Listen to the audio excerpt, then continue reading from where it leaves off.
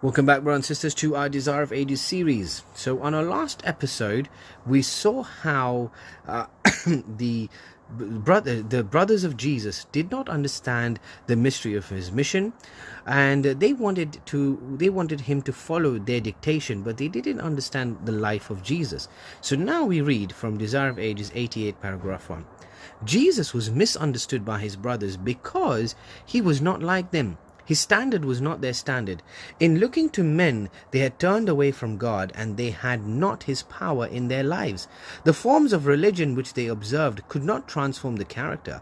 They paid tithe of mint and anise and cumin, but omitted the weightier matters of the law, judgment, mercy, and faith. Matthew 23:23. The example of Jesus was to them a continual irritation. They hated but one thing in the world, and that was sin. Jesus hated one thing in the world, and that was sin. He could not witness a wrong act without pain, which it was impossible to disguise. Between the formalist, whose sanctity of appearance concealed the love of sin, and character in which zeal for God's glory was always paramount, the contrast was unmistakable. That was his brothers.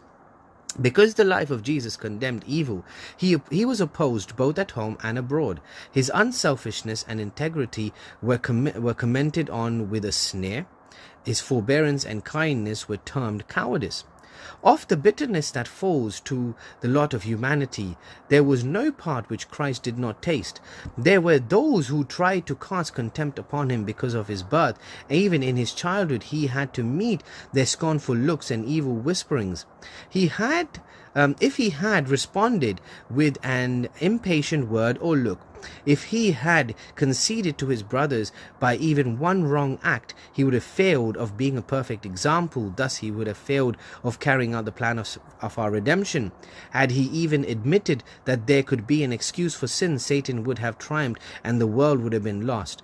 This is why the tempter worked to make his life as trying as possible, that he might be led to sin. Because remember, brothers and sisters, Jesus had the ability to sin, but he did not. Even in his childhood, we see that there are so many occurrences in his childhood that could have led him to sin, but he did not. He was different from every single person.